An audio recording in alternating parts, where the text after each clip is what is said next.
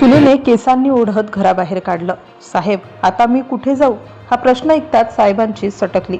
ही घटना उत्तर प्रदेशातील महाराजगंज जिल्ह्यातील आहे. रोजच्या प्रमाणे त्या दिवशीही तक्रार निवारण दिन आयोजित करण्यात आला होता. अनेक नागरिक आपापल्या समस्या घेऊन पोलीस ठाण्यात आले होते. कुणाचा जमिनीचा वाद होता, कुणाचं कौटुंबिक भांडण होतं, तर कुणी शासकीय मदतीसाठी अर्ज घेऊन आला होता.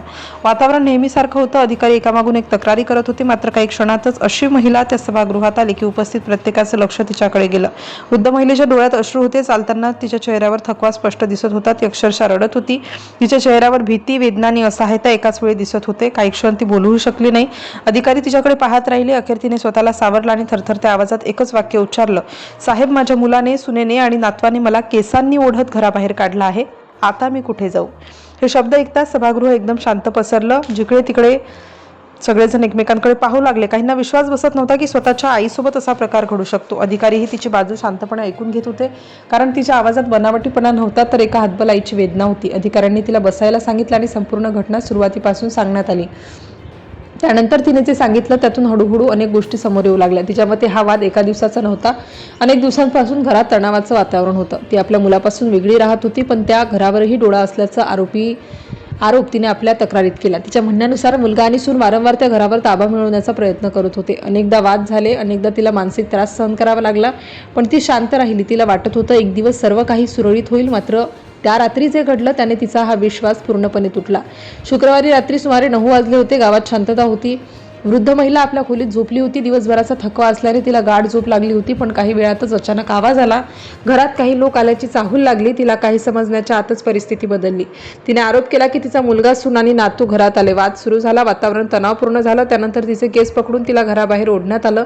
या आरोपांची सत्यता तपासणं हे पोलिसांचं काम आहे. मात्र त्या महिलेने तक्रारीत हेच सांगितलं. घराबाहेर पडल्यावर ती पूर्णपणे खचून गेली होती. रात्रीच्या अंधारात स्वतःच्या घरातून बाहेर काढल्याची भावना तिच्यासाठी अत्यंत वेदनादायक होती.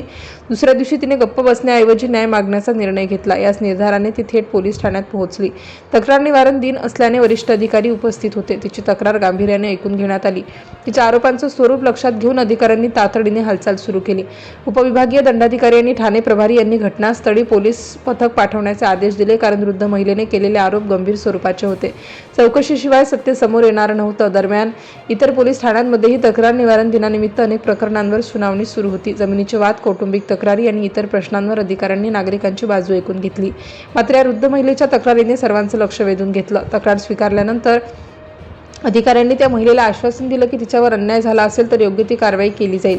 कोणालाही कायद्यापेक्षा मोठं समजलं जाणार नाही आणि चौकशीनंतर जे सत्य असेल त्यानुसार निर्णय घेतला जाईल. या प्रकरणात अंतिम सत्य काय आहे याचा निर्णय चौकशीनंतर होईल. मात्र एका वृद्ध आईने स्वतःच्या मुलाविरोधात आणि सुनेविरोधात एवढे गंभीर आरोप करत पोलीस ठाण्यात धाव घेतली, ही बाब अनेकांना विचार करायला भाग पाडणारी आहे. एका बाजूला आई मुलाचं नातं, दुसऱ्या बाजूला मालमत्तेचा वाद असल्याचा आरोप आणि तिसऱ्या बाजूला न्यायासाठी पोलीस ठाण्याची पायरी चढणारी वृद्ध महिला. या घटनेने अनेक प्रश्न उपस्थित केले आहेत.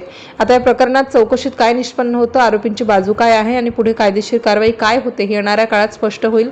मात्र त्या दिवशी पोलीस ठाण्यात घुमलेला त्या वृद्ध आईचा प्रश्न, साहेब, आता मी कुठे जाऊ, हा ऐकणाऱ्यांच्या मनात कायमचा घर करून गेला.